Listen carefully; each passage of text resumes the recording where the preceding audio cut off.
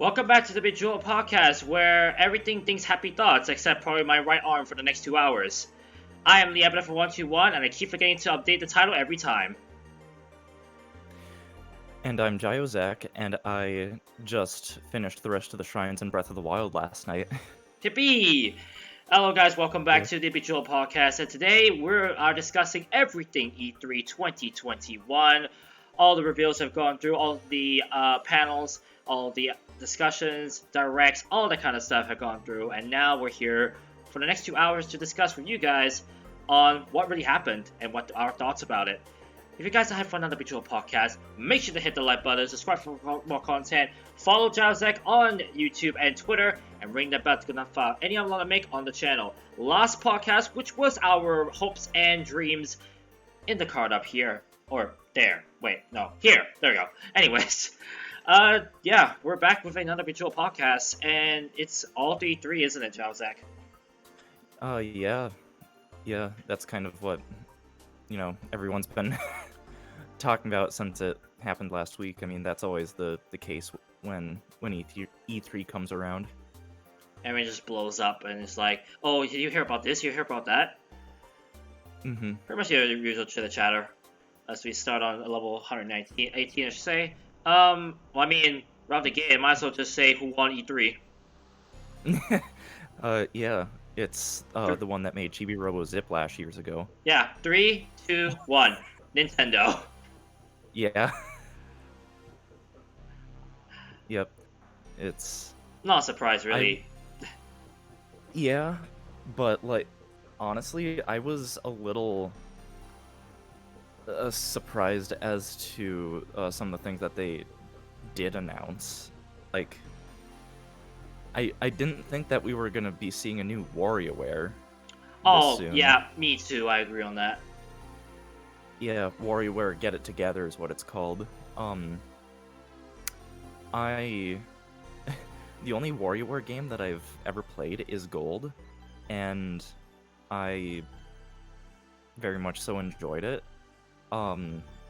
But I have been sort of hankering for more so a new WarioWare, because Gold was mostly just a greatest hits sort of thing. Oh. And in a lot of ways, it did make sense that it was on 3DS with the fact that it incorporated buttons, touch, motion, microphone, because WarioWare has always sort of used systems features in unique ways. I guess excluding the first one, because that was basically just all button controls. Yeah. But this one seems to kind of go back to its roots a little bit, in the sense that it just uses button and stick control, but it's sort of... It looks like it's using it in a really interesting way by having different characters you can play as. Yeah, that's also quite nice. And I guess it's also a homage to WarioWare Inc. for Wii, where you could play as other characters. Yeah. I remember when TRG did the Let's Play, I was actually quite interested in the game, looking at it. It's quite wacky, but simple. And the fact you can have different carryable characters is also brings that attractiveness. Yeah. It's... And, the fact that they all control a little bit differently, and they're not just, different characters for the sake of, cosmetics or whatever. They actually do control a little bit differently. I'm looking forward to it. It's, I guess, I did say that I wasn't necessarily expecting a new WarioWare this soon, but there was actually a specific line in Gold that did allude to the fact that they were developing one for Switch. Can you recall what it is? I'm curious. It was something about a character, okay, in Gold, you can collect character cards that, like, the different levels of the character cards have, like, essentially parts of an entire biography of that character. And one of those cards for one character, I forget which one it is, but it said something about how they were studying the art of the quick switch style, and that was basically it. And then now But we see that in the Switch version, I assume. yes, because um I think because, like, you can select a handful of different characters, and between each microgame, that like, you end up cycling through each of the different characters that you selected. Oh, okay. I think that's what it is alluding to when it's said quick switch, but also the fact that it's on the Switch. Oh, yeah, that too. I guess this was another homage. Actually, I don't know why it didn't struck me the first time when it had the word Switch in it. Shows how much I know about the system, guys. I mean, yeah, like, I mean, I would say, like, the nature of how the games have been coming out is definitely fitting to Wario, unpredictable and kind of stuff, so I like that. But all the more knowing that the new game is coming with the characters from the WarioWare series finally being playable again since the Wii is gonna be really good for marketing, honestly. Yeah, and the fact that if you have someone nearby, you can, I think you can play every microgame in co-op mode. Yeah, indeed. Oh. And as someone who admittedly is a bit of an Ashley fan, I appreciate the fact I can play with other characters. I really do. Yeah, I think it is the first time that two people have been able to play the exact same microgame with each other, like, at the same time. A lot of games like WarioWare Inc., which I think it was actually on the GameCube. Was it GameCube? I thought it was Wii. I guess maybe I'm wrong. I'm pretty sure it was GameCube. Okay. But but also there was, like, a versus mode in Gold, but you needed another player with their own system and copy of the game. Yeah, and, like, I guess first side tangent, I don't like how, in order to properly 100% WarioWare Gold, you need someone else with their own system and copy of the game, because the game has achievements, and one of the achievements is to play a round of that versus mode. So you technically cannot fully complete the game without having a second system and second copy of the game. Oh. See, I don't know how that feels like. Pokemon. Yeah. But, like, I've never been able to try that mode out for myself just because of that barrier to entry, even though I do have two 3DSs, so I could just get a second copy of the game, but you just basically become a mini. You just become a mini Emil at that point. Yeah, but also, like, if I were to get a physical copy of the game, from what I've heard, a lot of physical 3DS games are actually starting to go up in price. Yeah. Including WarioWare Gold, if I'm remembering correctly. So, I would rather. I mean, I would rather spend money on a physical copy, because I do, like, my main system has a digital copy of the game. So, yeah, it's just a whole thing. I see where you're Unless coming with that. yeah, unless I happen to stumble across someone face to face who also has a 3DS and copy the game. Which is gonna be hard to do at this point this year. Right. But especially because WarioWare Gold came out after the Switch came out. That other thing too. It was still at the time when the 3DS was still having games come out for that system. Yeah, yeah. It was kind of weird for me because like I had had my Switch for a month and was playing Mario Odyssey and Mario Kart, but a month after I had got my Switch, WarioWare Gold came out. So it's like, well, Mm, I I mean, have to basically keep my 3DS out for this. I see where you're And coming with that. then yeah, and then January of the next year, the Bowser's Inside Story remake came out,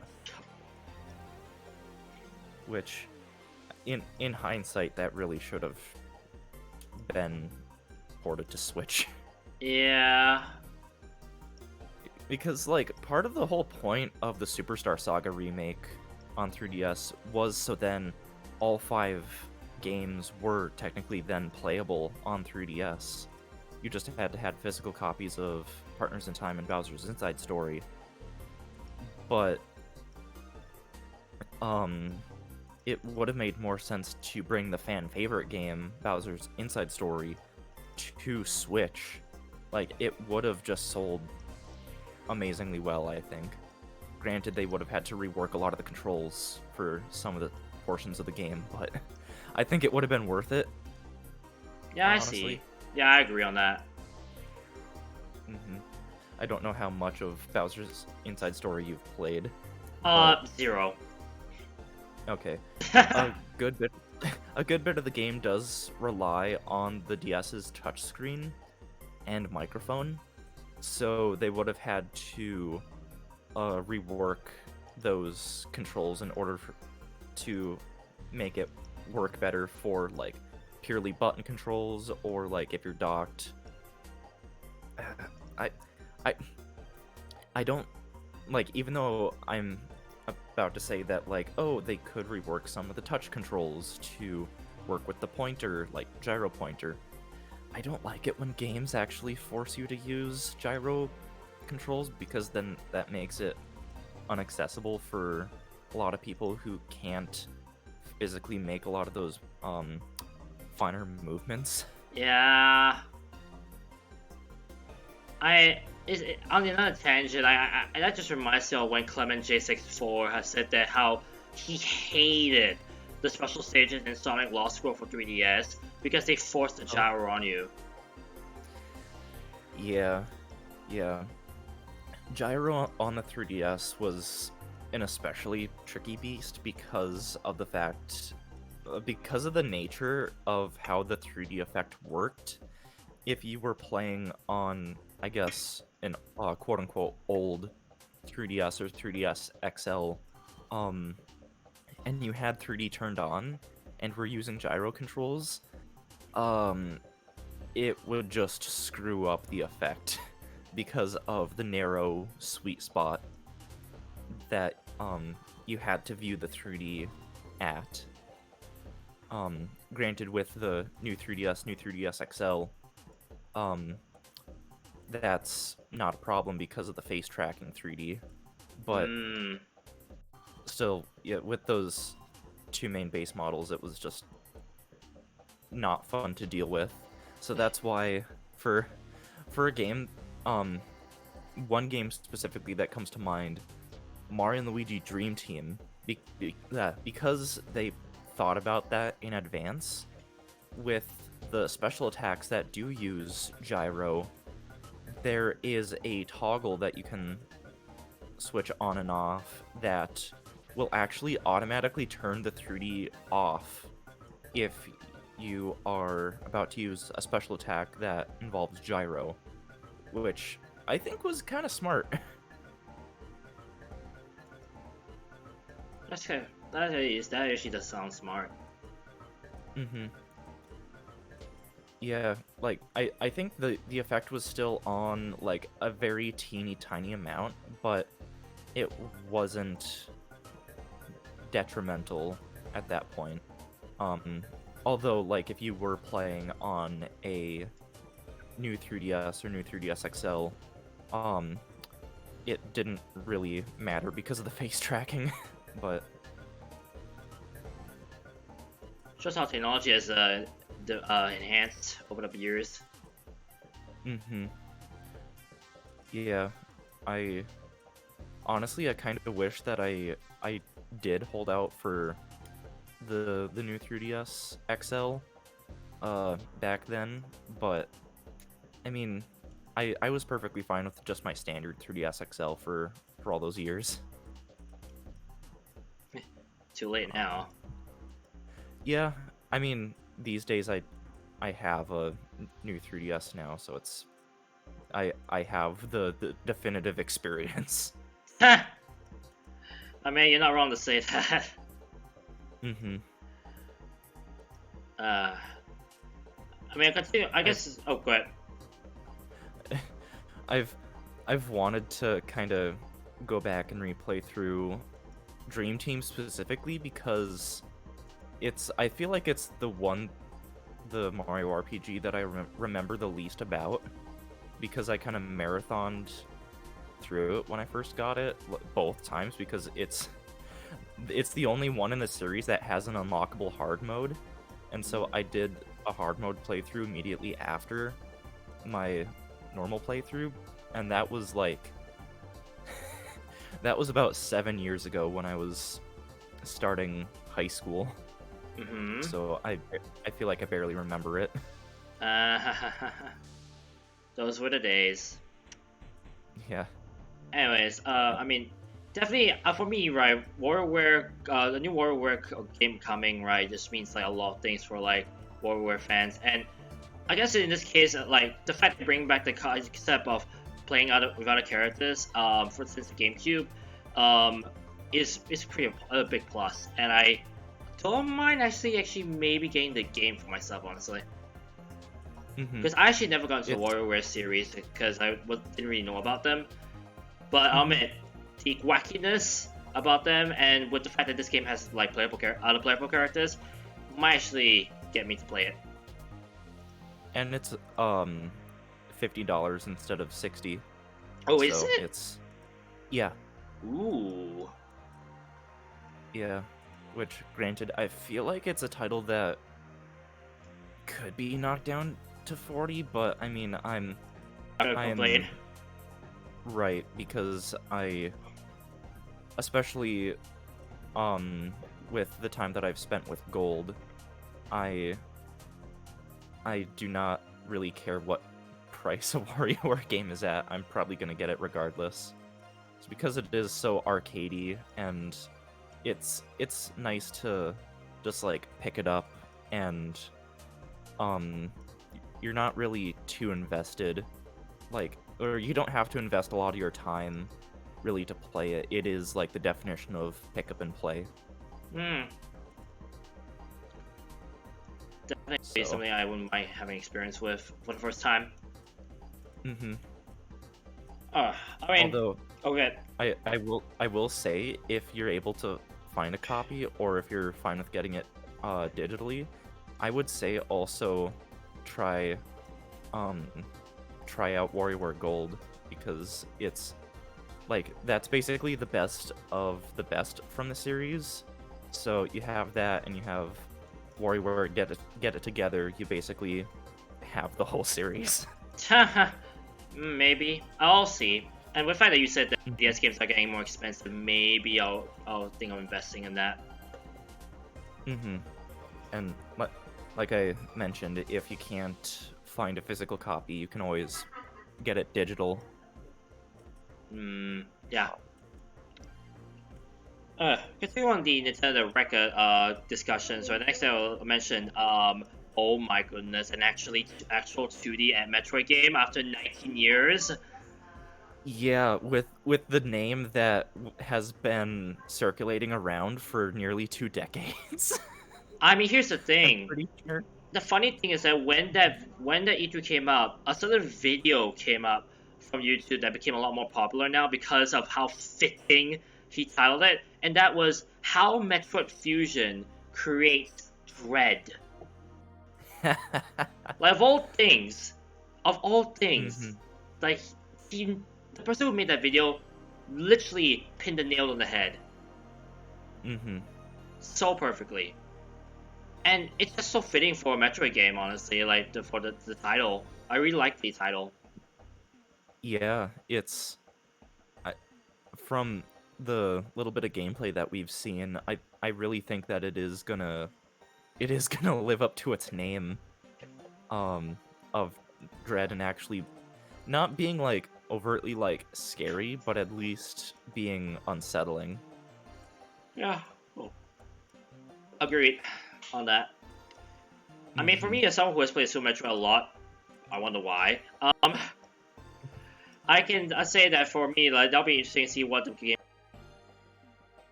Mhm. Sorry, I had a I've bit of pause on my OBS. Um, oh but for me, it's like I'm very excited to see what the game is going to be all about. I might, because of that, finally decide to play Metroid 2 and possibly finally Metroid Fusion, so I can get like know all 4 games before I play 5. Mhm.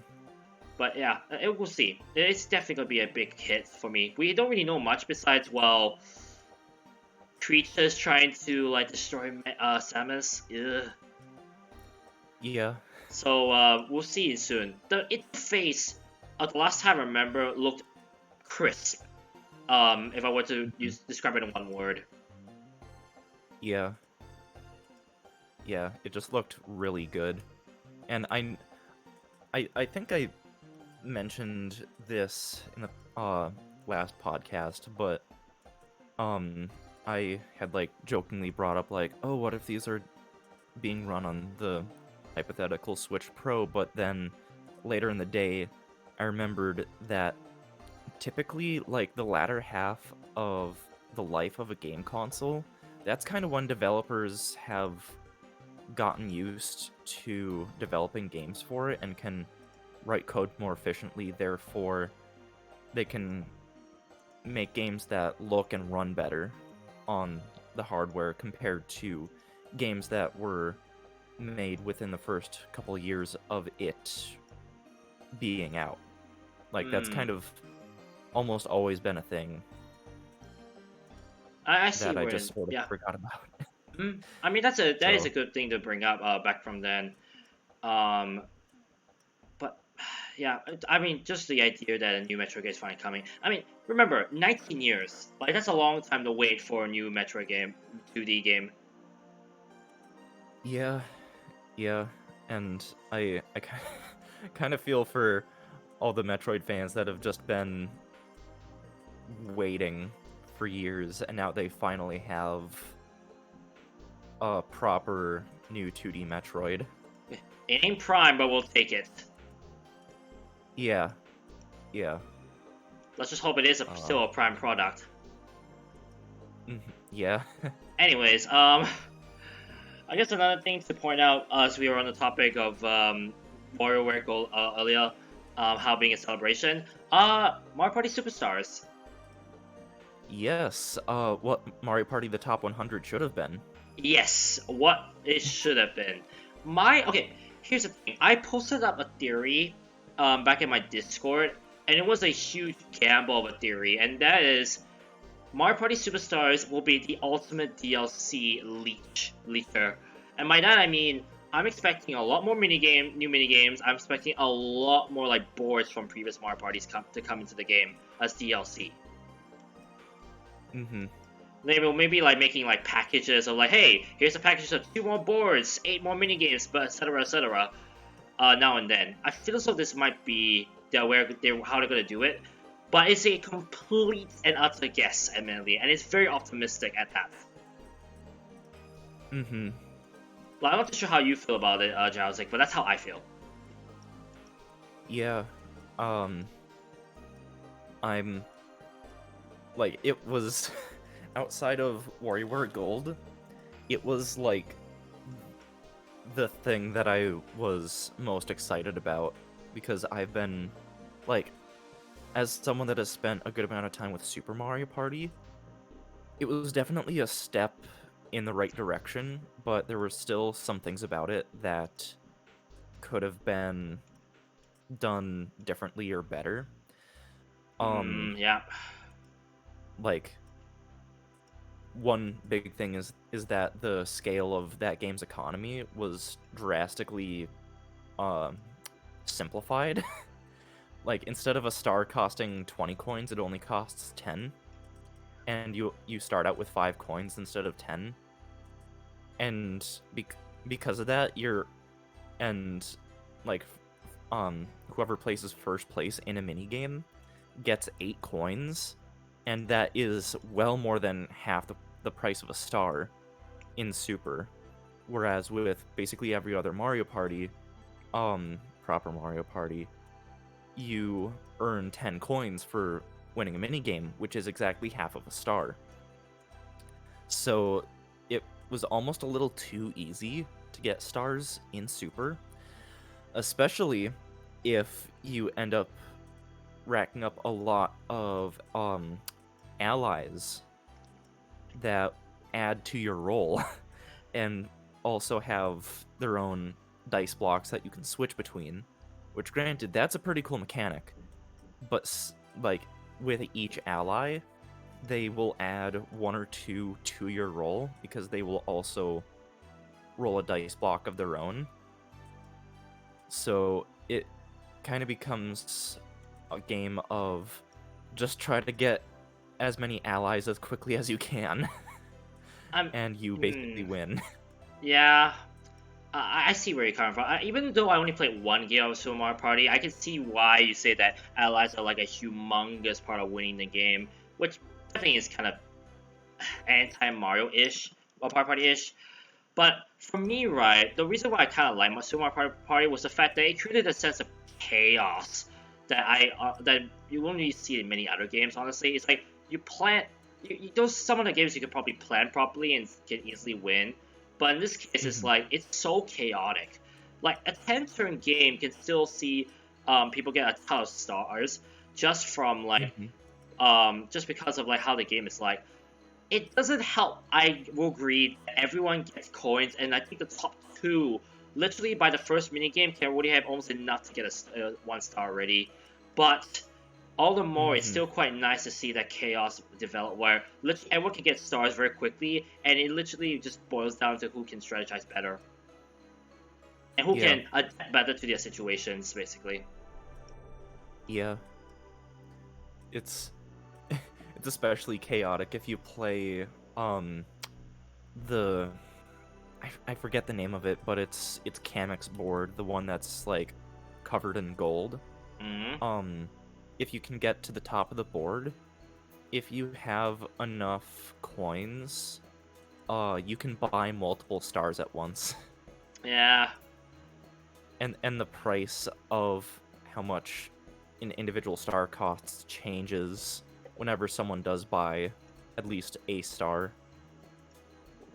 But it's always a random amount of like 5, 10, 20, one of those values. Oh yeah, it's that one. Yeah, Just remembered. Yeah. You'd mentioned Chaos. I don't know if you watched the Treehouse, Nintendo Treehouse live presentation of the game, like after the main Nintendo Direct, but Chance Time is back. Oh no! Uh-huh. I mean, to be fair, Mario Party 10 had that dumb space where I think you can spin and you can literally take like either like half or all stars from a player. That was in Mario Party 10, the mini stars. But I remember there was like one space in the Boo board where if you land on it, you can steal like 5, 10, or even half of their stars. So really, I'm not surprised that Chance Time is back. Nor am I shocked to see that it's back.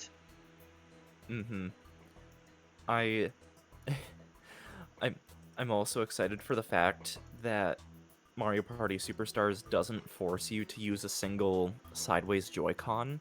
You can use two Joy-Con or a Pro Controller or play in handheld mode. It's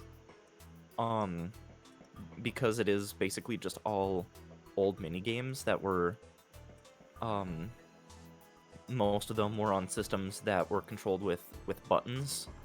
It is the whole game is basically just controlled with buttons, which I do like in the sense that now I can actually play a Mario Party on the Switch in handheld on a hypothetical car trip, because that's where I've especially enjoyed playing Mario Party, is on car trips. No need for gyro. Because- No need for gyro in any case. Yeah. If anything, like if there's some mini game that needs like rumble, it basically just rumbles the whole entire Switch. No big deal. Although, granted, if they do throw in any old mini games that involve rumble, they have to make sure that they implement those with the thought that the Switch Lite does not have any rumble. So, I mean, they have. Remember how when GameCube, right? There's a rumble switch off. They'll just be an exclamation mark. Right. Yeah. I feel as though they would do that, and if they don't, that's a bad design then. I'm pretty sure. I don't think this is like an actual explicit toggle in the settings on the Switch Lite, but it would make sense for them to have this in place, like within the coding of the Switch Lite, in the sense that, like, I don't know if this is a thing, but if it isn't, it probably should be, that if you're playing the Switch Lite in handheld mode, well, Switch Lite in handheld mode, just playing the Switch Lite, rather. I mean, you can play it in tabletop mode with wireless controllers, so I guess that it still makes sense for me to say it that way. Yeah. Playing the Switch Lite just by itself, I feel like it would make sense for it to have some sort of smart toggle to where if you're playing just with the console itself, to have the console then tell whatever game you're playing to that, like, it's not using rumble, but if you do sync up a Joy-Con or Pro Controller, because they have rumble, to then switch that on. I feel like that sort of thing would make sense, but I think it is still just a toggle in the settings, in the controllers and sensors tab on the Lite.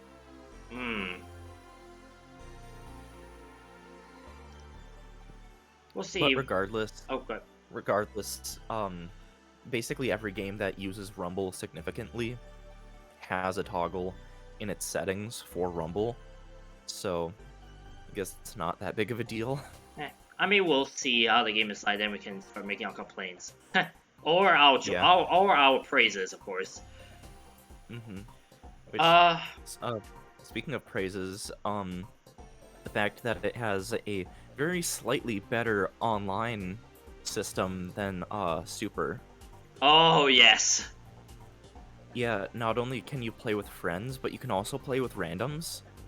Oh. Which, that'll be interesting. But also, if you're playing with friends, and you wanna, like, take a break, you can save your progress, and then come back to it later. I mean, to be fair, that is technically a feature of like some Mario parties where you can save your progress, but the fact you can save online is bliss. Yeah, they specifically said, like if you want to, like, grab a snack and then come back and finish up your game later, which is kind of, I don't know why they phrased it like that, but I mean, it makes sense. I mean time zones. Yeah. That.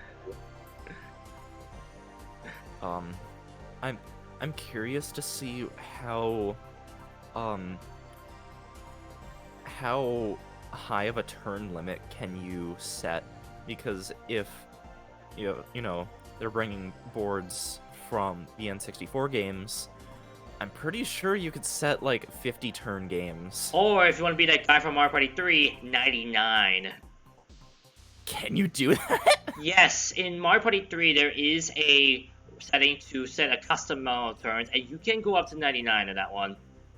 Oh my gosh. So, if that's possible, oh boy. And the fact you can save your progress.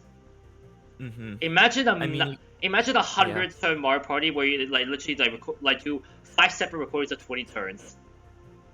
Yeah. That's how crazy Yeah. that will be. Mm-hmm. I mean, granted, with Super Mario Party, if you want to save your progress for like a local game and come back to it later, you can do that. Just in the middle of a turn, pause and quit out to the main menu, and it will save.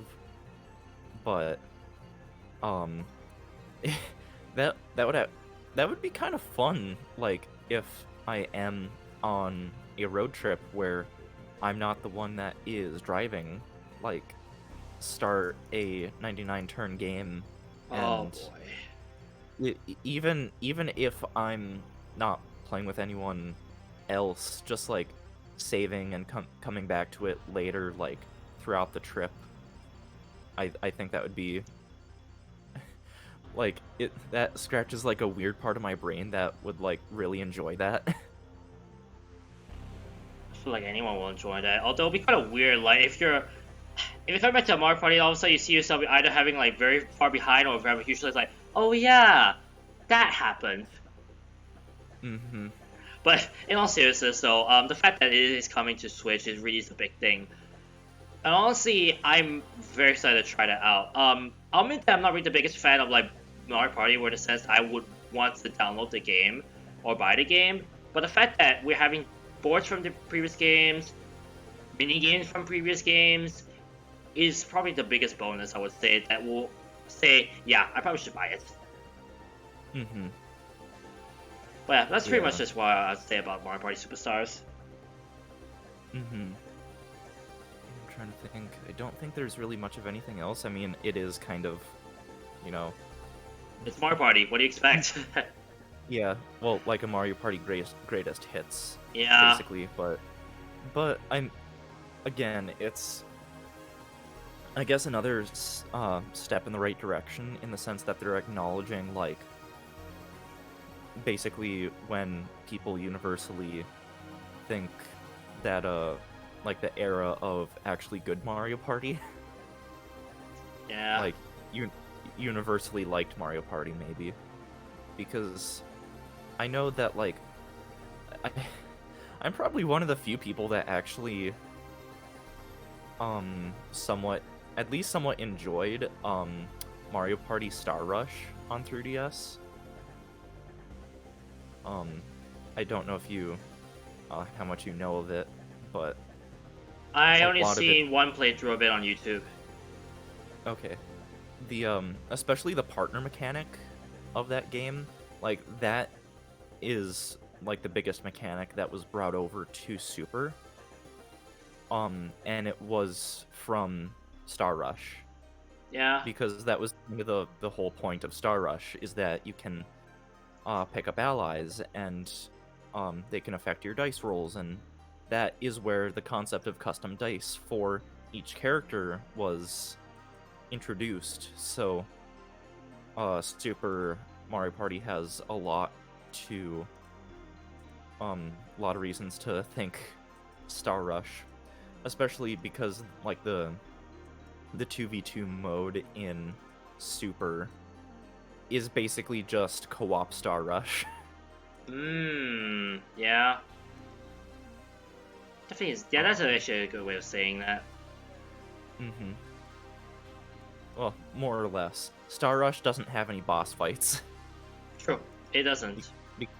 Yeah, because in order to collect stars in Star Rush, someone needs to land on a boss's square, and that triggers a boss fight, and whoever scores the most in said boss fight will get a star. And the problem is, of course, is you have to be there the fastest, because the number of spaces you're away from the boss fight, you're actually getting like a time penalty or something like that. Yeah, if you don't, if you're not landing on the boss space, then once the boss fight does start, you have to mash A, run over to that space, and so like with some boss fights that can absolutely be detrimental, but others it's not so bad. I mean, time penalty is already detrimental nonetheless, I would say. As someone who's actually Right. seen a full playthrough of the game from like a multiplayer channel, I'll say right now, the mashing really hurts. Not only physically, Yeah. but time-wise when you're trying to race against time. Yeah. Granted, if you end up picking up a lot of coins during the game, every 10 coins that you collect by the end of a game will get converted into a star. Yeah. So if you're not the best at, getting the stars themselves from the boss fights, going for a lot of coins is not a bad strategy. Yeah, that is the other thing you can do. Especially because, like, most Mario parties will do, like, bonus stars at the end, but Star Rush does bonus coins, which eventually does equate to maybe, like, an extra star or two that you might get from getting a couple extra bonus coins. Yeah.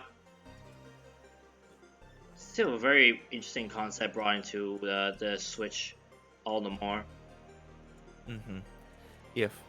If you end up getting superstars, which it sounds like you are, I'm looking forward to trying out its online to see how well that is, because I haven't gotten a chance yet to play Supers online.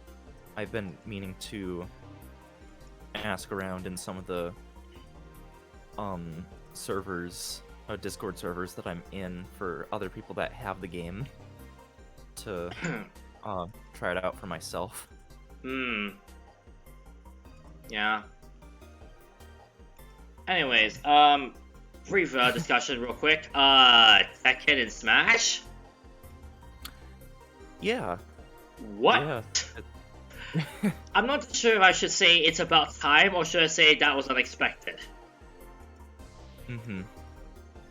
I mean, I forget the character's name that was introduced now into Smash, but I'm pretty sure he has a Mii fighter costume. I'm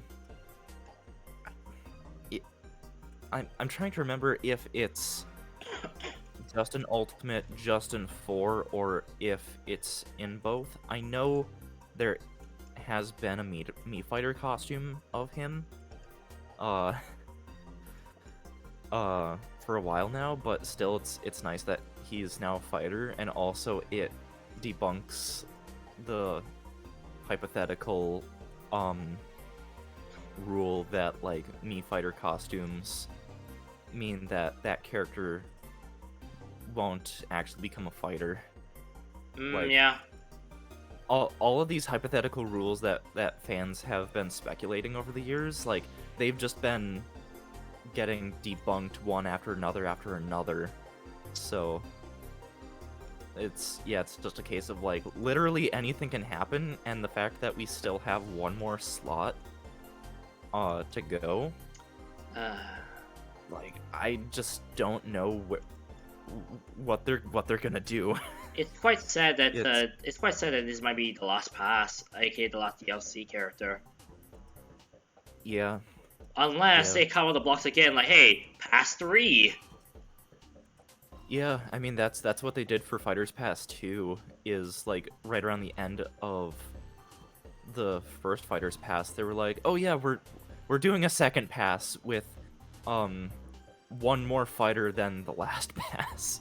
If they do that, right, I'm not too sure how we will react. I think I might just faint. Like, how many more Yeah, characters can you get or have? right. Like at this point, it's like who are they gonna choose? I mean, I'm still holding out for another Sonic character. That's my biggest hope, honestly.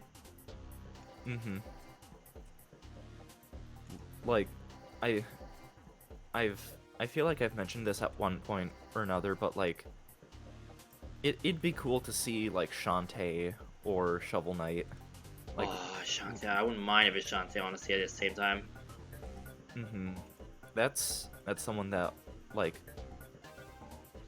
probably like a, I guess you could say like a vocal minority, including me, have been wanting Shantae to be a fighter, especially with all her transformations that she can do. Yeah. Or, now that I think about it, what could possibly happen? Diamond and Pearl Diamond and Pearl remix around the corner. They release another Pokemon. Like, yeah, they could also do that. I'm surprised if that's their move, which it's probably would be predicted, but also be quite nice. Mm-hmm. Yeah, I'm pretty sure the last fighter they introduced into the base game before it came out was Incineroar, and I remember being like mildly underwhelmed because it's just like, oh, it's just a Pokemon, but like the fact that there's already as many characters as there are in Smash, it's like I'm not complaining. I am fine with whoever gets added, because honestly there's already so many characters that it's like How to keep up? yeah, like it's probably just been absolutely exhausting to add all those characters in, especially with Steve, because the fact that they had to basically code him to specifically work with every single stage with like his mining ability, to where like the materials that you get actually make sense for where it is that you're standing. But also trying to balance a game with that many fighters just does not seem like enjoyable. Uh, someday Sakurai will take a break. Yeah, Like, it does. I think everyone like should take slack over like Pokemon like not doing so much work. We look at Sakurai putting so much work into a so highly like popular franchise. It's like, man, when is he gonna actually properly take a break from all this? Because he has put so much work into such a game as Smash Ultimate. Right, right.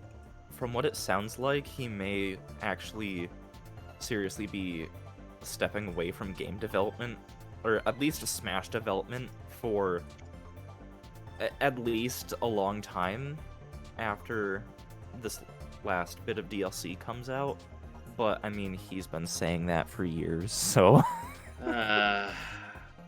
Sakurai, just take a break, man. Yeah. Yeah. In the words of several people when they talk about Sonic Adventure 2, we did not deserve the genius that they gave us. Yeah. Oh, we do not deserve. Not we did not deserve. Sorry. Right. Like, I've honestly been kind of getting a little burned out with Smash Brothers, but that doesn't mean that I don't enjoy like new stuff coming out for it. It's just that you just gotta like, feel. You just gotta feel. Mm-hmm. Like I've enjoyed whenever a new character has come out. I play as them for a little bit. I do their like bonus spirit board matches and play through their classic mode route. Especially when I still remember when Sephiroth came out, and the fact that if you could beat the like that little challenge before his official release, you got him early. Like, I thought that was really fun. That was cool, yeah. Mm-hmm. I kind of wish that they would do more things like that, even if they are just little one-offs. Still, it is I I I like little um things like that. Um, yeah. Yeah. I mean, who knows? Like, this could be the start of like some cool stuff they might do with not even Smash, but some other stuff, other games.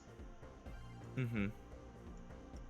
Speaking of other games, and the next one I want to just quickly run through is the fact that, well, firstly, Mario Golf Super Rush finally come up. Mm-hmm. I know you have played the game, I think, a bit, or am I wrong to say that? I do not have the game yet. Maybe within the next like week or so. I'm still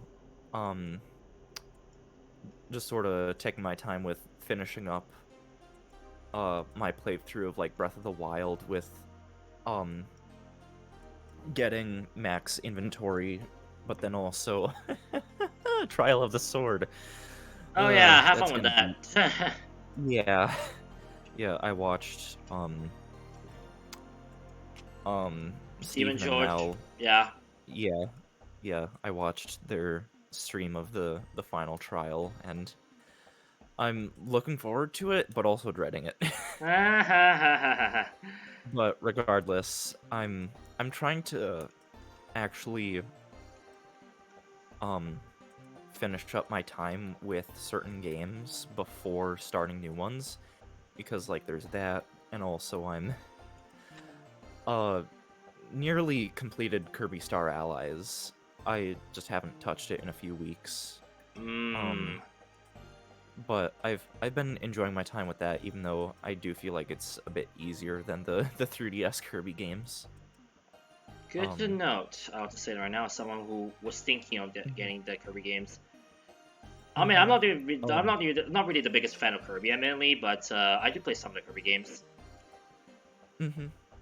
Um, yeah, I'm interested in Super Rush, but from what it looks like, well, I guess maybe I shouldn't necessarily say this because they did uh confirm that DLC is coming to the game. I'm pretty sure it's free DLC. It should be. Mm. um uh but yeah, from what it looks like, a lot of the courses are just like generic golf and not so much of like wacky Mario that like um Toadstool Tour was, or like uh the one on 3DS that I'm forgetting. Um, but I'm probably still gonna pick it up. It it looks like a fun enough time that I think I'll get um enjoyment out of it. Um, it's just that I've also picked up Game Builder Garage. Um, so I've been wanting to go back to that now since completing all the tutorials. Um, and like actually um finishing up um a couple projects that I've started but haven't um really done much else with. I mean, I'm the same, honestly. I still have a lot of things I want to finish before I dive into more games. Mm-hmm. It it's just difficult to like keep up with like everything that's coming out like in the realm of gaming because each person only has so much time and so much like money that they can dedicate to games that no one person can experience everything. So I've like I've realized this like several years ago, so like if I do happen to like pass up a game right now that has like just come out, I'm not going to be overly worried about it. because I've come back to games like years after they've been out for that long, and I've still enjoyed it probably just as much as I would have when it would have initially released. Yeah.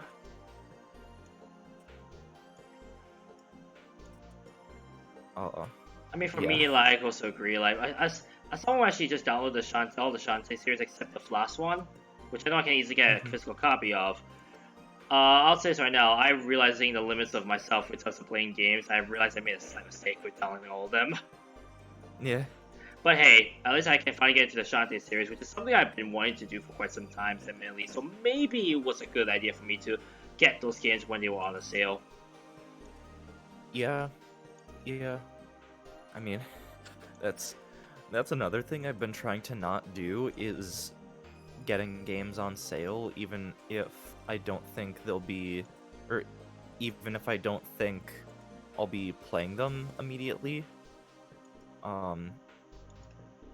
Yeah, I've been trying to not be in the habit of doing that nearly as much, but yeah, to to It's still each their sometimes, own. it still happens sometimes. Yeah. Um like I did pick up Ukulele and the Impossible Lair on sale because it was, I'm pretty sure it was on sale for like $2 when it's Wow. normally like 20. Yeah. So I don't know how much you know of the game. All I If know is that it was like something similar to Banjo Kazooie. Yeah, so the original Ukulele is kind of a spiritual successor of Banjo-Kazooie, but Ukulele and the Impossible Lair is more of a, think of like something in the style of like Donkey Kong Country Hmm. mixed with the mixed with the mechanic from Breath of the Wild where you could technically go to the final boss right away, but playing through the main game itself prepares you for that final encounter, in the sense that every level that you beat in Ukulele and the Impossible Lair will give you one additional hit point for the Impossible Lair, because the Impossible Lair, as the name suggests, is Seemingly very impossible. yes, yes, but the more levels that you complete, the more things you can get hit from. So the more levels that you end up completing, the easier that final stage is. Hmm. So again, technically, if you are skilled enough, you could immediately upon starting the game go to that final area and beat it immediately. But most people will play through a good chunk of the stages and accumulate all those extra hit points. Yeah. I can imagine like someone actually doing a 3-heart run. It's like, oh, just go final boss, clear it, win. Yeah. Of course, they would need better equipment, but you get the gist. Mm-hmm. But anyways, I mean, with all that said and done, real quick, I'll mention, nice to see the comeback of some other franchises, because I know Danganronpa, Super Monkey Ball, Life is Strange, Yep. I think Ace Attorney, if I'm not mistaken, are all coming to Switch. And honestly, that's a big plus. And also kind of a Yeah. worry, because now I think everything's just migrating to the Switch. Is Switch really gonna be the last console at this point? Because like everything's just seemingly coming to the Switch. Yeah. Yeah. It's almost like Nintendo don't really need to think of a new console at all, because it doesn't seem like the Switch will ever be dead in like 5 to 10 years, I dare say. Yeah. That's one thing that's kind of been in the back of my mind as well, like throughout this console generation, is that like Nintendo almost always does something a bit different with each new console. And like, how are they going to do that going forward? Because the gimmick of the Switch is purely functional, and it's something that people just almost universally like love.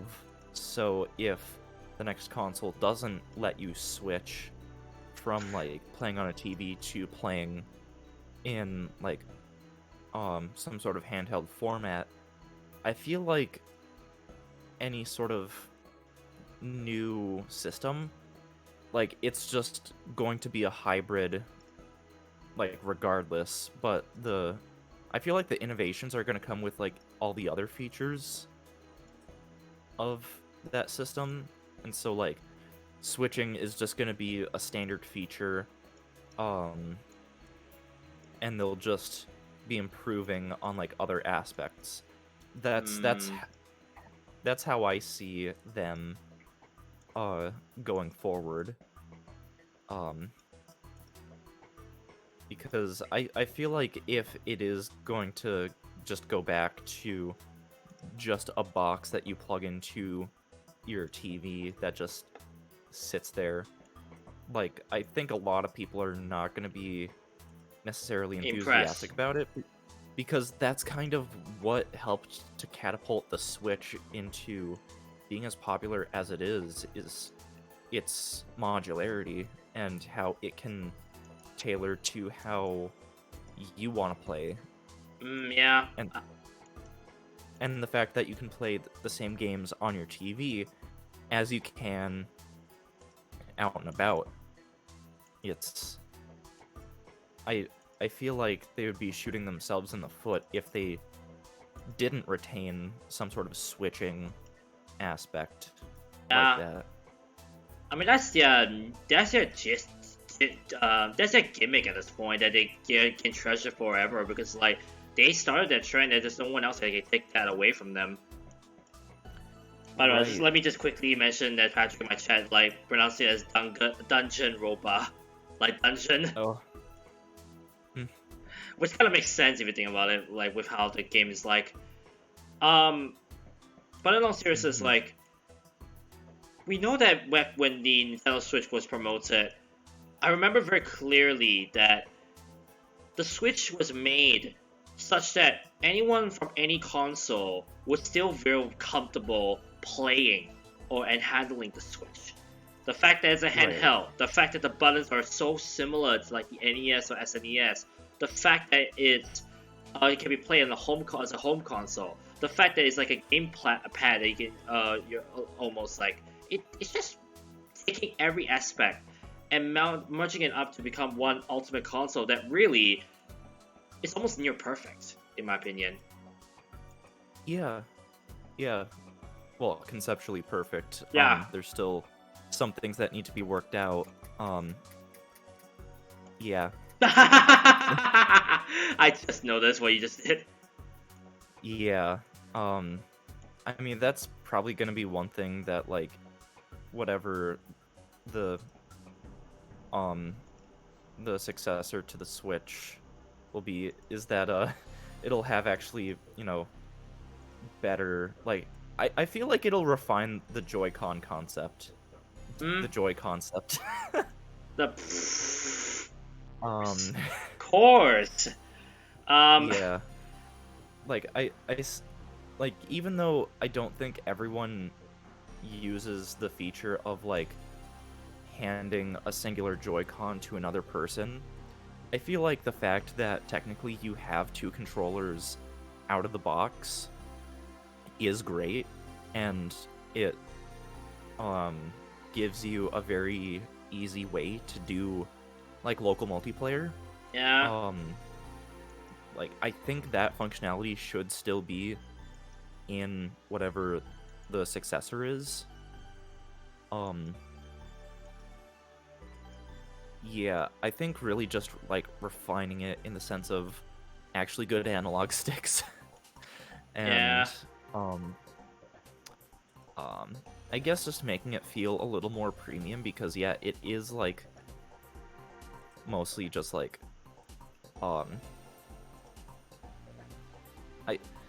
it's kind of weird because at the same time, the Joy-Con feel in certain ways premium, but also cheap.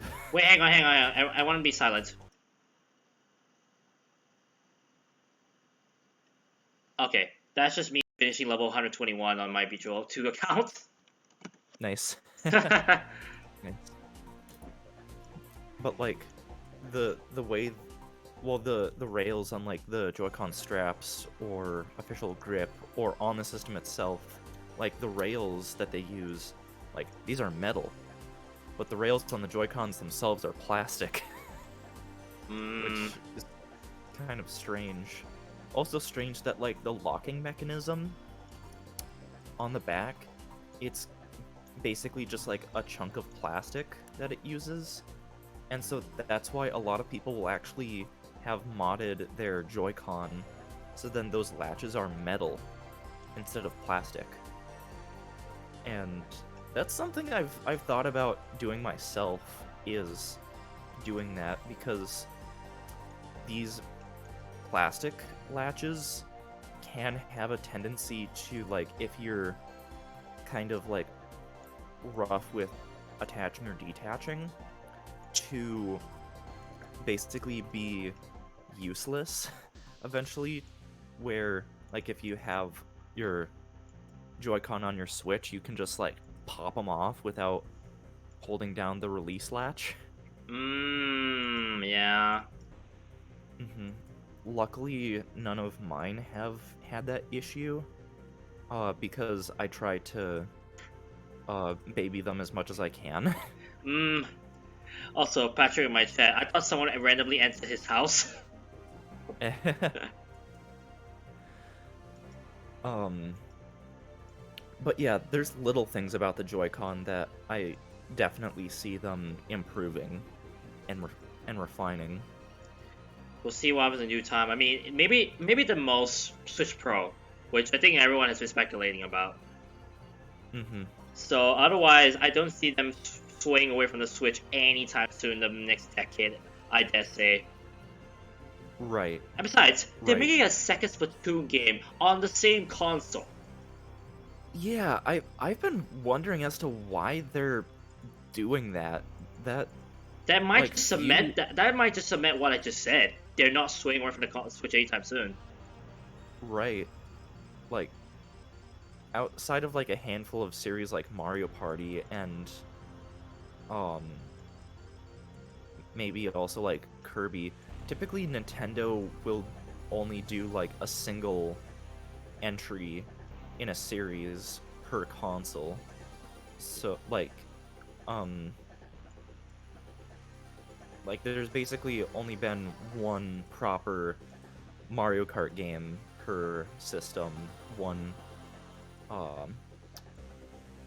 well, I guess there have also been like multiple proper Legend of Zelda games per console as well, but so I guess Splatoon is a big enough series to where it has risen to that rank of like full on like major franchise for Nintendo, because it kind of just started out as like this fun little like side game that has developed into what it is now, with like the major like fan base that it does have, and especially like competitive scene as well. Which is something I've just never really been able to do, because I got into Splatoon with the second game a year and several months after it came out. Because I didn't have a Switch when it came out, so I've just never really been able to get into it. That was mainly the reason. I think we've discussed it, I think, in the past podcast. Like, that was really the reason that I also didn't go into Splatoon 2 that quickly when I got my Switch. Because I knew that if I even were to go into the competitive scene, I would really just tragically fall. Because I'm not going to FPS just for a starter. And secondly, I know for the fact that many people are already like well developed in the game, I would definitely fall behind very quickly. Yeah, same. Yeah, it's like I definitely enjoyed the single player campaigns, but it's something that it's just been hard for me to pick back up again, except for maybe like Salmon Run, where you're working together with 3 other people, so it's more so like player versus environment, not player versus player. Yeah, indeed. Yeah, I just wish that it wasn't designated to specific real-world times to play with randoms. Yeah. I agree on that. Oh well. Anyways, Yeah. I mean, wait, if you can shoot a point blank shot, you'll be good. I mean, I mean, I'm that's the not case sure. with any I'm shooter. not sure that's the best way to say that I'm ready for FPSs, Patrick. Yeah. I don't think that's the best way. Um, I guess the one thing, I guess on the topic of like games coming to Switch from previous consoles, Tony Hawk Pro Skater and Advance Wars. Yeah. Well, Yeah. one franchise being more well known than the other, but really, knowing that Tony Hawk's finally come to Switch, how long did it take? I don't remember. Like really, I felt so like with I felt so Tony Hawk would have already easily come to the Switch, considering how portable it would have been. Mm-hmm. From what I've heard though, the performance of that game in portable mode is not good, which I'm Really, kind of bummed about. Yeah.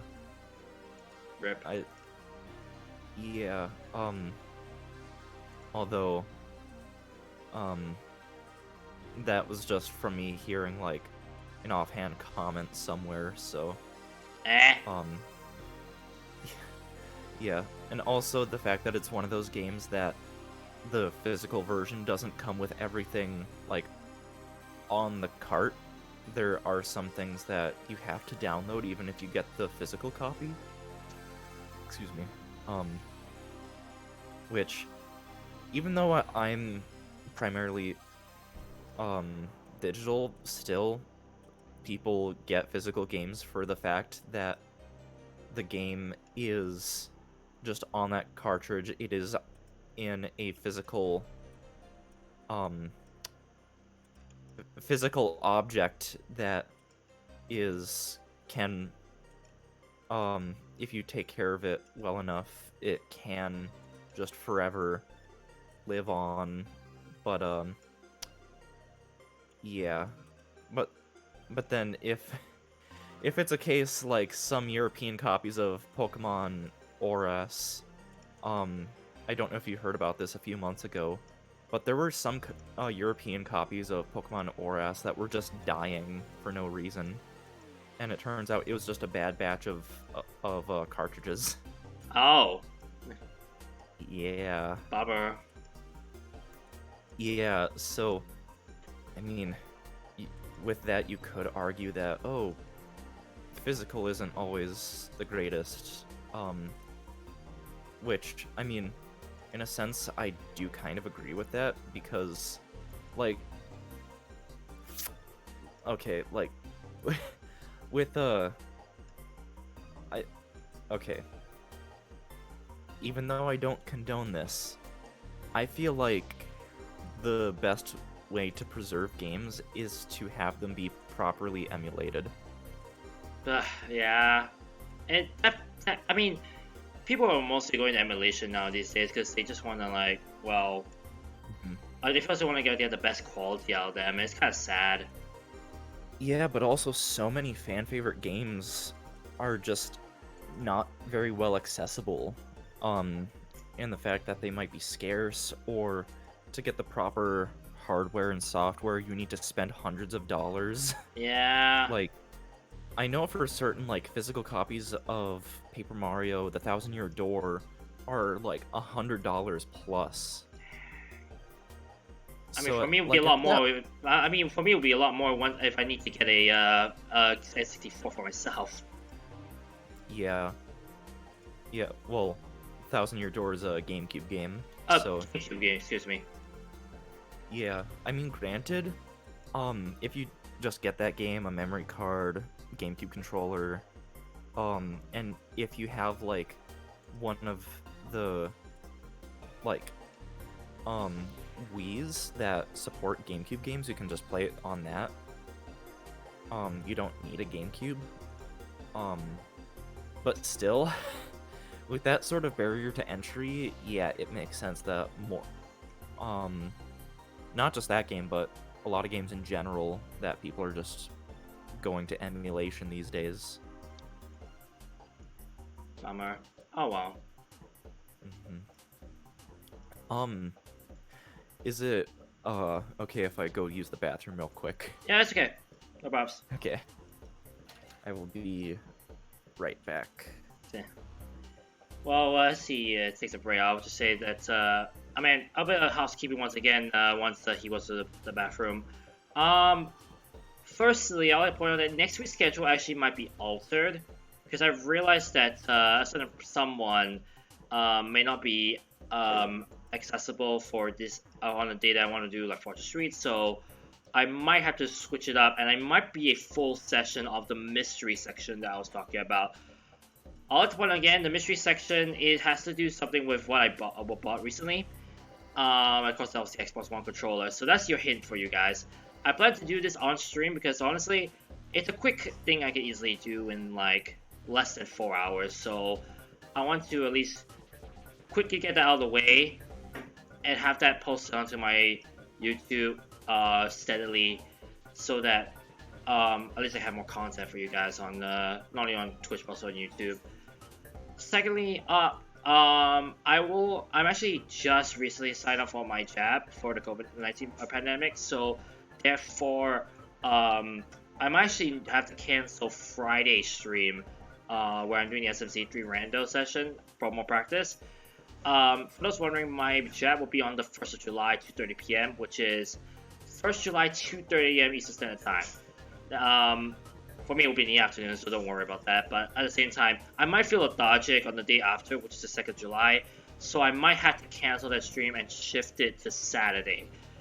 But hopefully, I'll feel well and fit to stream in due time after I get the jab. Second jab will be on the 12th of August. So with all that said, just a bit of things I need to mention before this week starts. Definitely a lot of stuff happening very quickly for me. But other than that, I guess not much to say. I actually have a few other games I want to discuss about. I have been looking up the E3 recap just to look through, and there are some games that definitely caught my eye. Definitely a few more like others because I prefer FPS.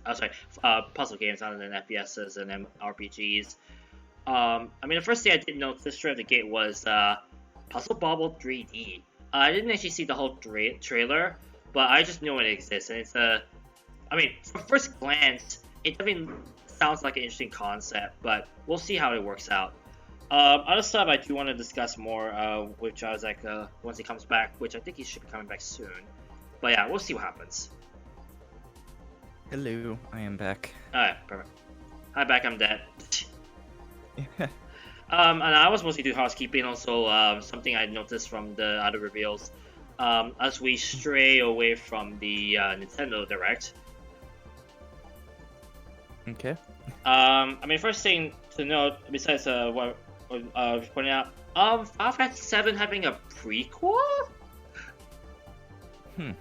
Like, what I'm saying is Final Fantasy VII, The First Soldier. And from the looks of it, it looks like, oh boy, what's the game called? It's like, it reminds me of like that game where you like have to go, like invade some areas and like you have to fight all the enemies or something like that to conquer the area. Well, that was just my first thoughts. But I mean, we know that X had a sequel. Wait, X and 12, right? I know barely anything about Final Fantasy. Oh, I remember those who had sequels, but now we have a prequel to, well, we could dare say, beloved Final Fantasy title. Definitely not what I was expecting. Not too sure how it will play, but hopefully it will sell well. Definitely not. Definitely a step into the unknown for Square Enix that I wasn't expecting. Mainly. I mean, usually Yeah, prequels that don't do that well, do they? Or do they do well? I don't know. depends. It really depends on the game itself, right?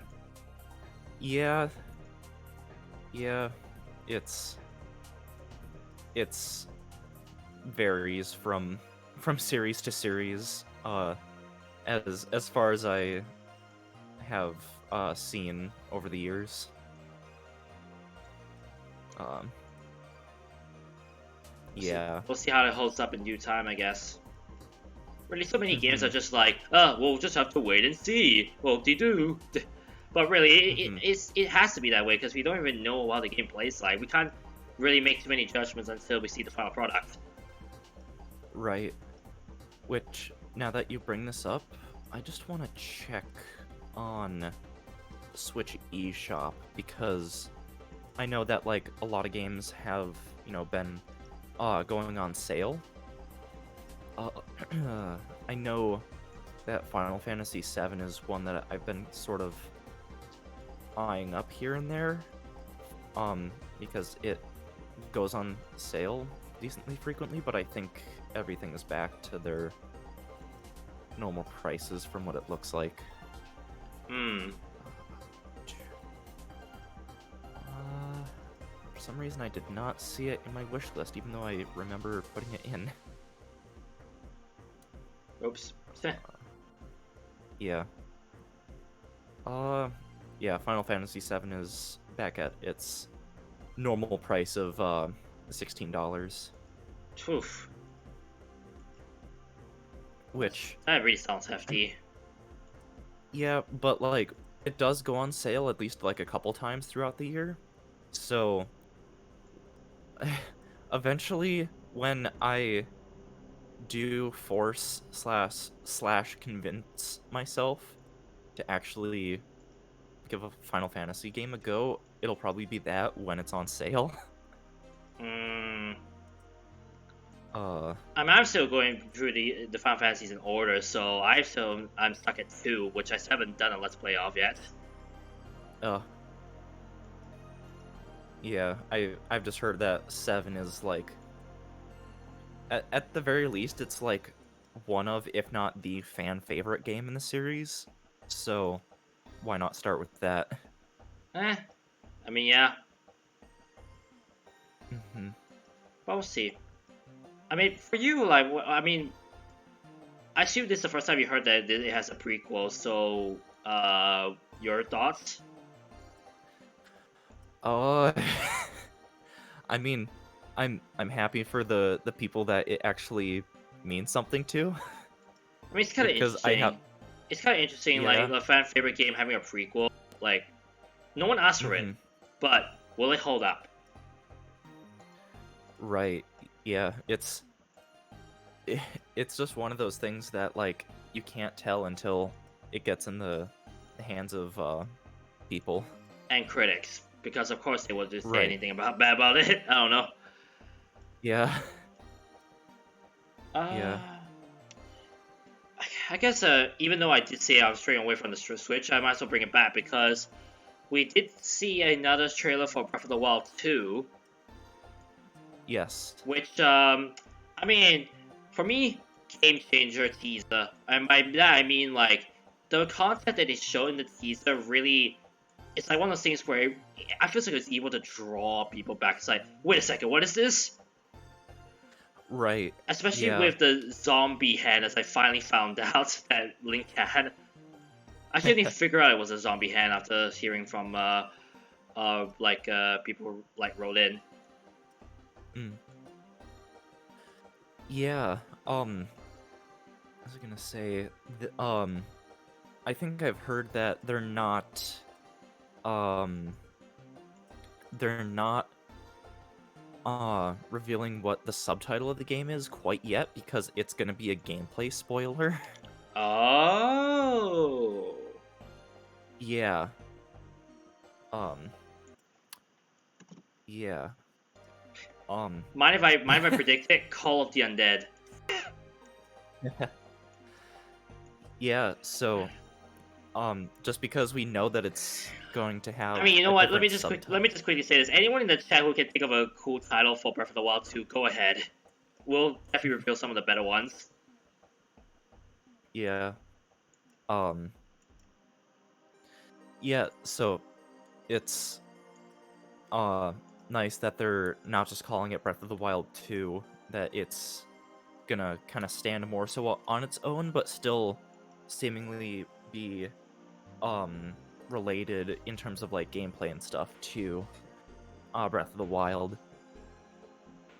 I'm just curious to see like if they're gonna do a similar sort of thing with like shrines and dungeons. I have a feeling that they're still gonna be shrines, but I think there's gonna be less shrines, but at least one or two more proper dungeons, because that's kind of what the Divine Beasts were, is proper, quote unquote proper dungeons, even though. Patrick. Nah, he just said Breath of the Wild 2, Yeah. the sequel, because I can't think of anything. Yeah, yeah, I have chat pulled up. Yeah. Yeah. Yeah, I have a feeling that they're at least gonna have 5 base, like, proper dungeons. There was a 5th one that was added to Breath of the Wild through the DLC, and that was the end of the Champions Ballad. And from what I recall, it was probably the most dungeon-like out of all of the Divine Beasts. It was the closest to an actual Zelda dungeon. But, still not quite. It definitely kind of makes you think a little bit, but it wasn't, I don't know, it's hard to describe. And, I mean, granted, the game has been out for 4 years. Yeah, so, I mean, definitely people that have wanted to play it have certainly played it by this point. Yeah. But there are people that still have yet to play it that maybe don't want to be spoiled, but at this point it's kind of hard to avoid that. Well, thanks for helping me prove that I'm better Mets than you. Yeah. I'm kidding. Don't worry. Yeah. But yeah, I don't know. Like, we'll see. Like, that trailer definitely had some like senses of like oh, what's the one I'm thinking of? Senses of drama. Like, we don't know what's gonna happen. But that's just really just the joy of like seeing it. Really, everyone's just speculating about what could it be, and everyone's just excited for what's to come. Who knows? Yeah. If anything, I wouldn't mind if they actually revert back to like their old ways with Zelda. If they think like, oh, I mean, we tried something new, didn't really work as well. Maybe we'll try something more Zelda-like, something that at least speaks to home. I wouldn't be surprised if they do that, honestly, and I would kind of appreciate it as well. Yeah. I mean, I definitely enjoy the way that Breath of the Wild was structured compared to like other Zelda games that I've played, which is like Link's Awakening and the first like 10 minutes of Link to the Past. I should actually go and, you know, play more of Link to the Past, but you should. Again, just there's only so much time that I can dedicate to games. Yeah, I understand that, don't worry.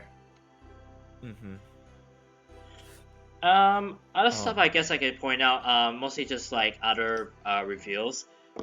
Straight away I wanted to mention Escape the Gungeon 2, I meant Metal Mind. What was that? Sorry? Metal Mind. One of the games I saw that caught my eye was Metal Mind. I think it's for PlayStation 5, I believe. Okay. Right out of the gate, I'll just say this right now. Very obviously looks like Escape the Gungeon. Like, the design-wise, and just like some of the interfaces look somewhat very similar to escape the dungeon. And when I first saw it, I was like, why does it look so familiar? And I look back at Escape the Dungeon and like, man, this looks so like similar. It's like same but Interesting. different. Yeah. Yeah. I've only well, the only gameplay I've seen of Exit the Gungeon is from TRG Coliseum. Yeah. Whenever Jared, the 8-bit drummer, was playing it for one of his segments. Yeah. I mean, as I said before, it just felt like similar taste. Other than the fact that you're playing as a robot, not a person, and you have like you can like play as different people with different like weapons and guns and all kind of stuff. Mm-hmm. But yeah, that was just the first thing that came to mind when I saw the game. I was like, okay. Yeah. Second thing was, as I said before, I was mostly looking into platformers and puzzle games. One thing that struck me was also Lab Rats. Apparently it's a puzzle game with like lasers. So first thing that came to mind was like Portal. Interesting. And then, honestly, the gameplay wise, right, it looks like Friday the 13th for Switch. Interesting. I'm not too sure if you remember that from John's playthrough, but it's basically like killing or destroying blocks or something like that to progress on. Maybe a little bit, yeah. So, so I don't know. It really looks interesting. I might try for myself if I get the chance because it looks like a puzzle game that I would appreciate. Yeah. Although I say that, but I haven't actually downloaded Friday the 13th. I only just saw the gameplay, but I never actually thought to buy it. Yeah. But probably also because I have too many games to play. Yeah. As we all do, ladies and gentlemen. Right. Lab rat sounds like you kidnapping people to do tests on. I mean, isn't that the definition of a lab rat? I guess. Except without the kidnapping part. unless you're a character who doesn't care about your child. Stranger Things. Yeah. I actually watched the whole series, so I actually get the same references to that. Nice. But Nice. last thing was Blockum, which apparently is like a multiplayer platformer where you can make your own platforms. Sounds familiar? A little bit, yeah. Come on. And apparently you use platforms to hinder others, and their goal is really just to get like a certain like like badge or something like a gold. Mm-hmm.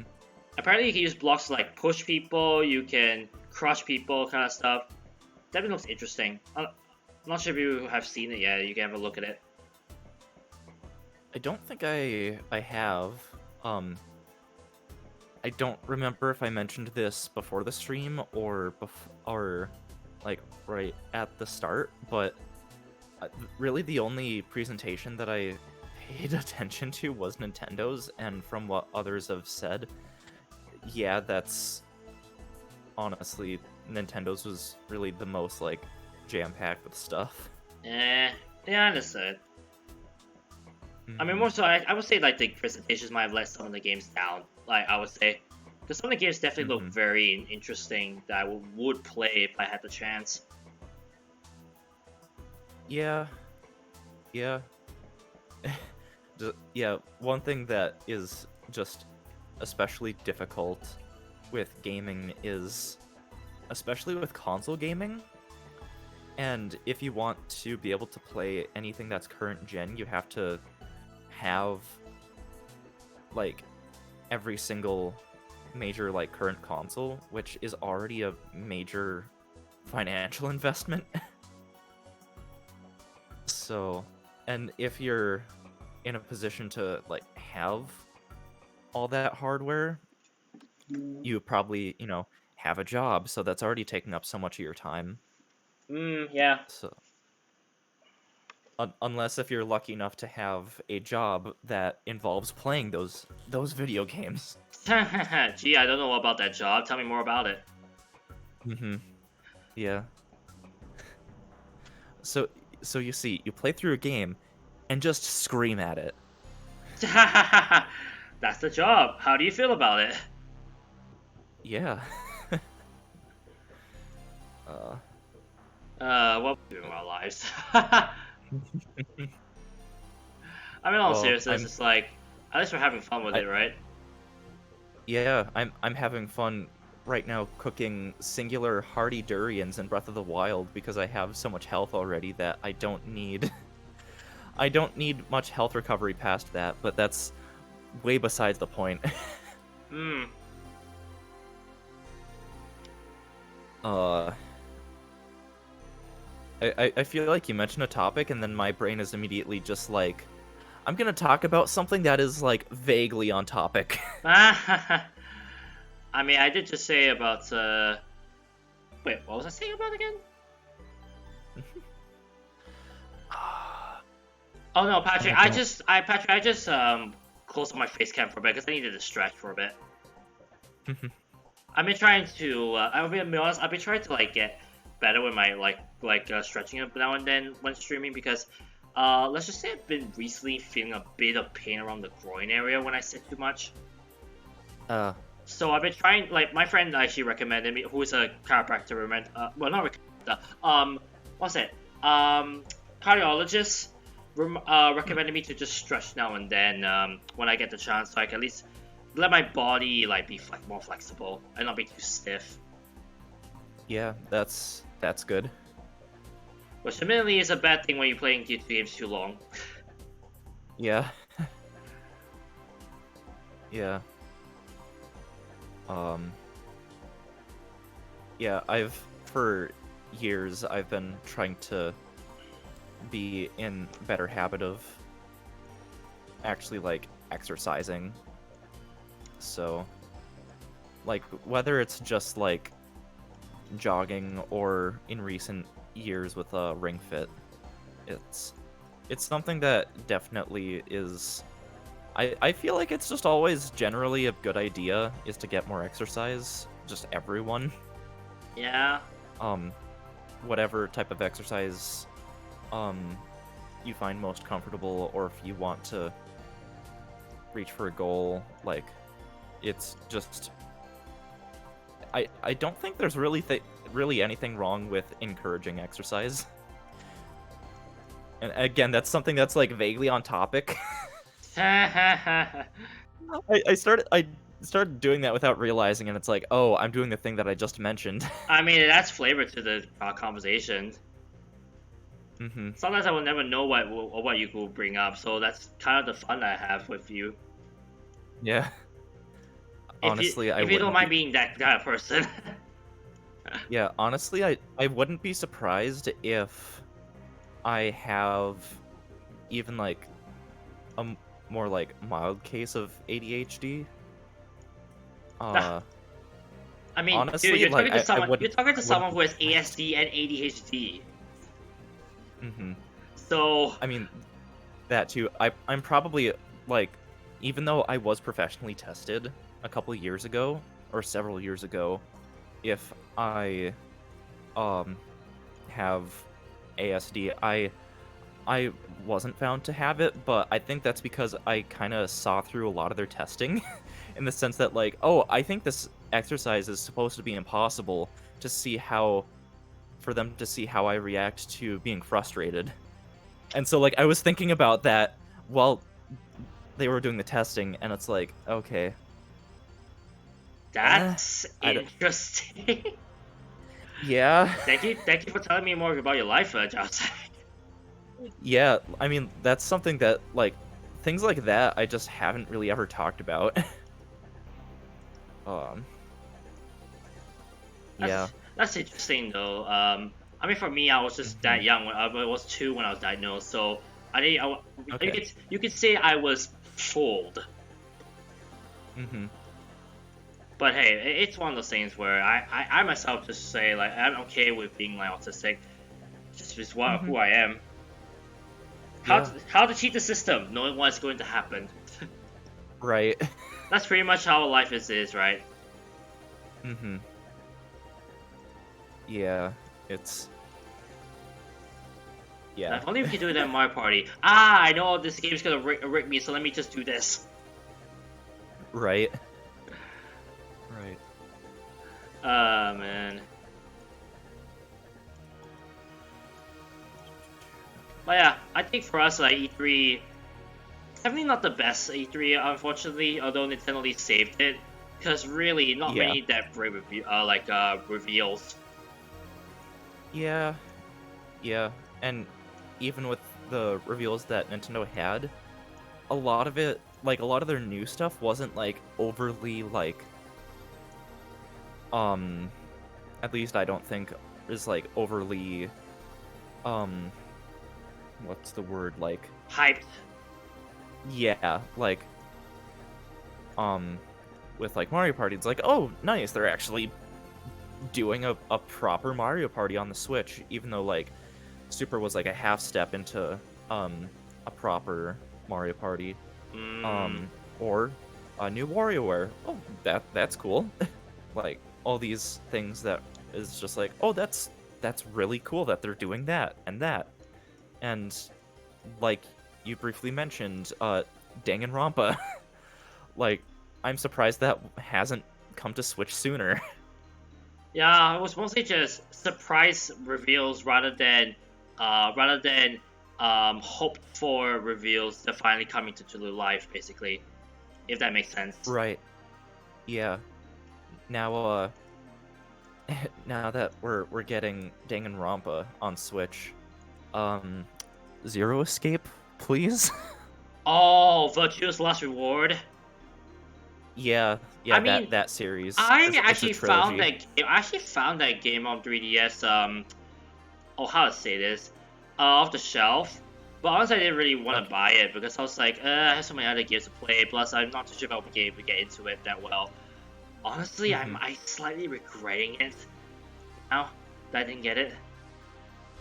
Yeah, I mean they're like, if you get them on sale, they're like pretty inexpensive on Steam because you can get all three on Steam. Yeah.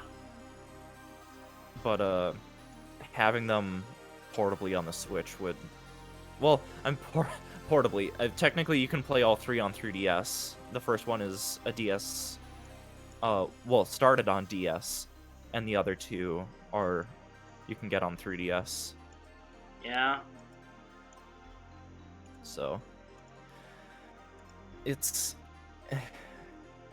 like, okay, I have 999, like the original DS version, and I've been meaning to go back and actually complete it. And I can't really say too much about the completion process because Spoiler alert. I'll kind of, yeah, I'll kind of end up spoiling something about it. Yeah, don't. You might don't want to, in case someone wants to play Right. that.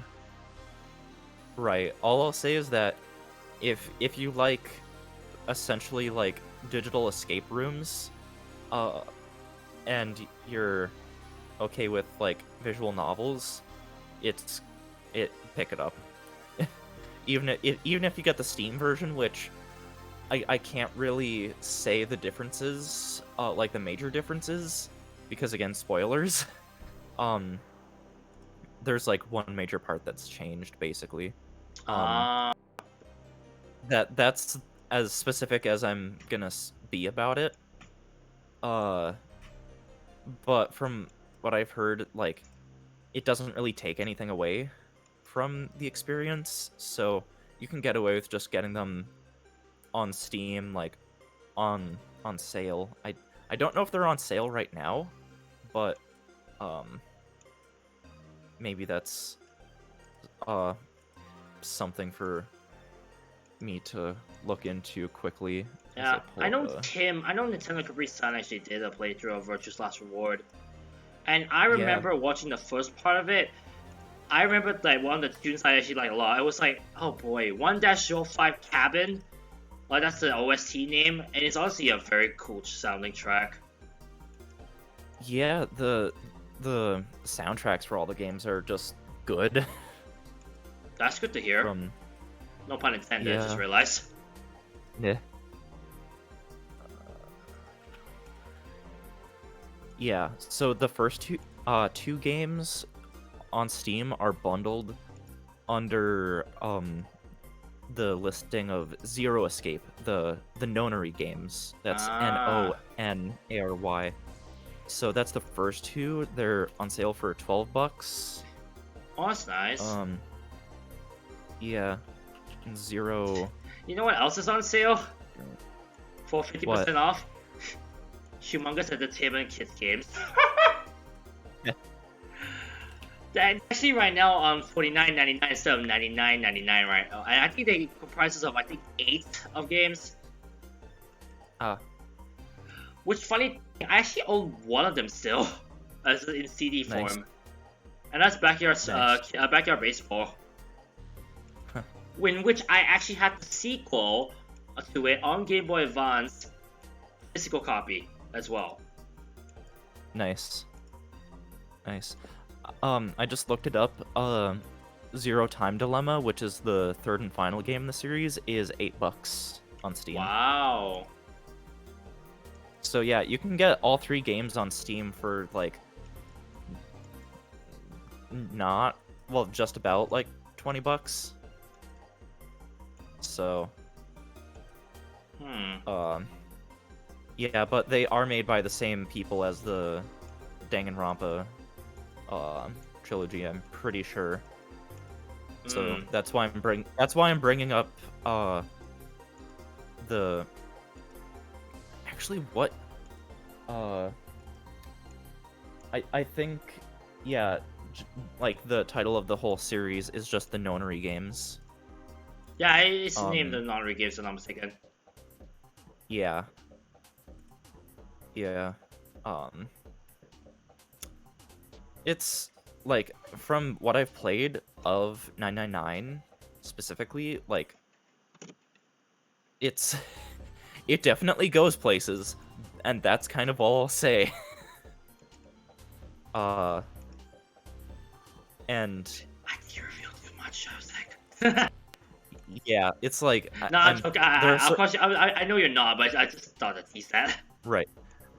Like certain parts are popping up in my head, but it's like I don't know if I want to bring that up because that could be considered a spoiler. And really, it's one of those games. You probably shouldn't, honestly.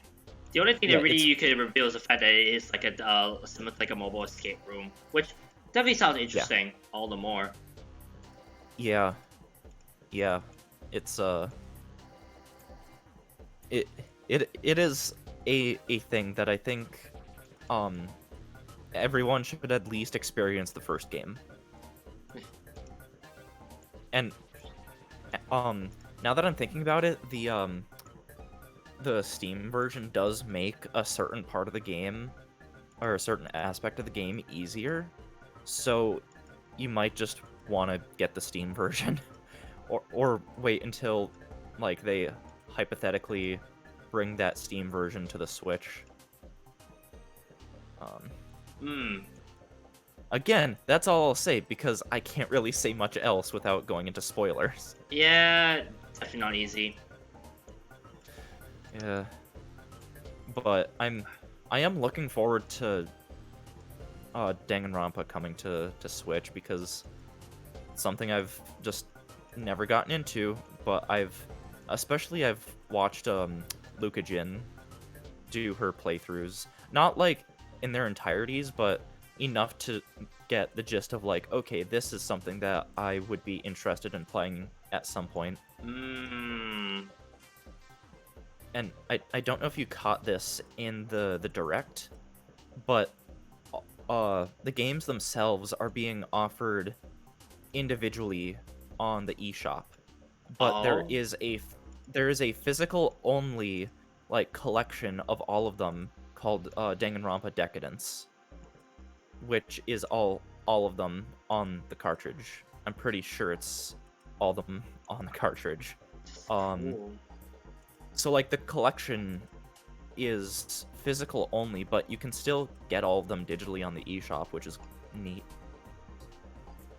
And I'm wondering if it's going to be one of those physical Switch games where you pop it in and it acts as though it has multiple cartridges inserted, because there are certain like multi-pack games where you pop it in and it acts as though there are multiple cartridges popped into the system, so there's multiple games that pop up on your home menu.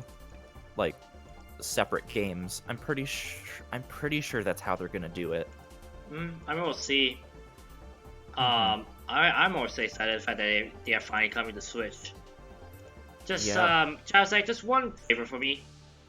Yeah. Don't come to me with despair after you play it.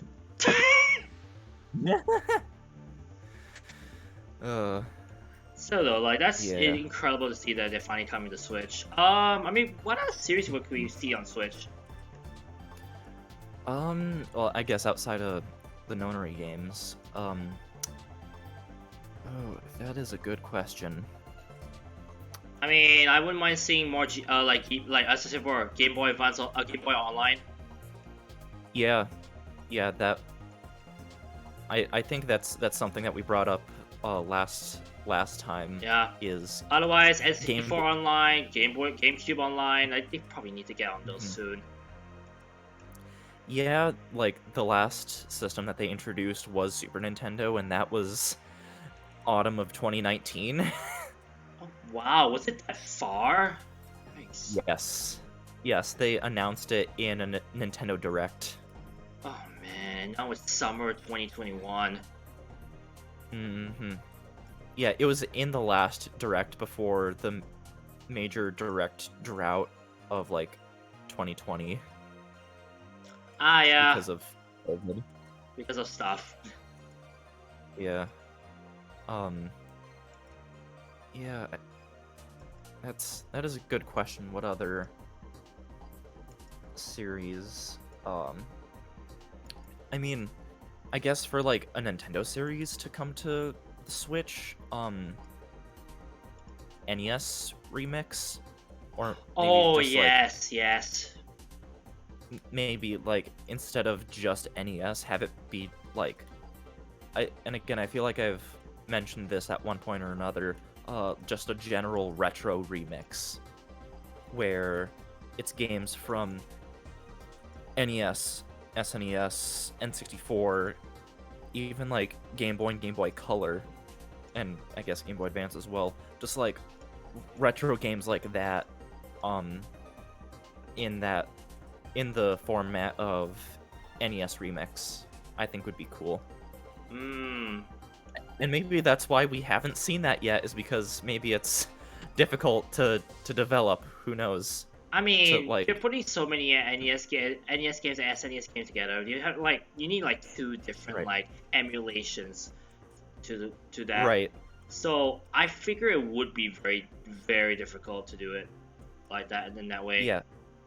That plus like a hypothetical Game Boy and Game Boy Color and N64 emulators, and the fact that with the way that NES Remix worked is that like with a lot of the more involved remixes, you're jumping from one game to another, and so if they want to have it run smoothly, they'd almost have to have all of those emulators loaded in all at once, or some sort of smart way of loading one in and unloading one that doesn't need to be used anymore for that stage. It's a thing. Either that, or they somehow make every or like they reverse engineer all those games to just run natively. Who knows?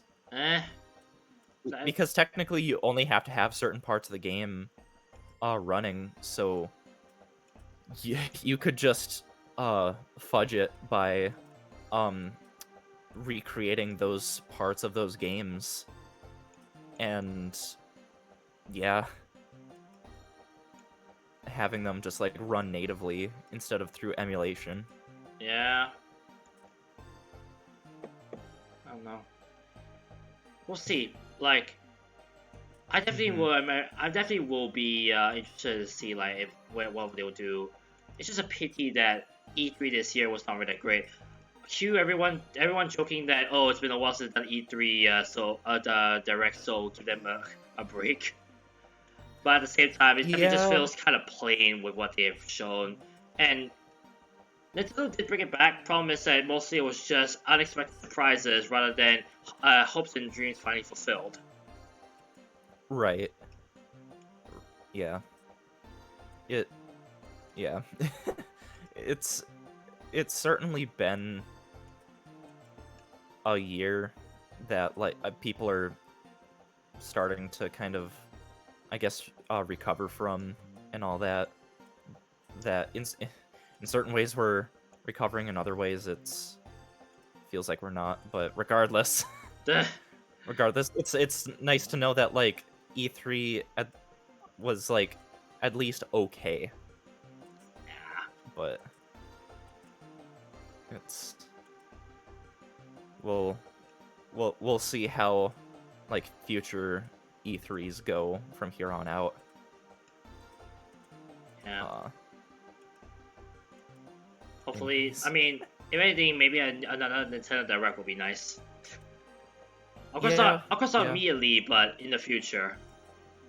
Right. They typically like their schedule for them typically is like one earlier in the year, one around E3, then one later in the year. That kind of seems to be their schedule for them. Hmm. Yeah, let me see. Another thing about. Let me just see what's new on for Nintendo Switch. Oh yeah, Legend of Mana just came out. Ah, Forgot that nice. was a thing. I forgot it was a thing myself, honestly. I don't know, there's some of the games that came out. Mm-hmm. I just thought if there was anything in interest, but other than Worms Rumble, which I mean, it was another one, a Switch game, but I was like surprised came out. Like I didn't expect the Yeah. Worms series to come back, but the fact that the last time it was on Wii U, I believe, the fact that it's on Switch, yeah, I probably shouldn't have been as surprised as I did. Was Although I think there is actually like a more traditional Worms game on Switch. is there? Yeah, let me load up the eShop Is it here. Worms? Is it Worms WMD? Yeah. Oh, okay. Oh yeah, that one. Wait, what was the Wii U one? Was I thinking of then? Because I might have just got those two confused then. Yeah, Worms MD. I think the first time that I heard that it was a thing was again, TRG from TRG Hollow. Coliseum. Yeah. Yep. Yep. And yeah, interestingly, it supports 6 players as a and Yeah. I don't know how many players Worms normally supports, but I mean, you do see a lot of Switch games now support 8 players because you can do like sideways Joy-Con or Pro controllers because Yeah. like 8-player Smash the Scream Park from LM3, which I don't think really anyone has played because world situations. Yeah. Which is kind of unfortunate that they've never added online to the Scream Park.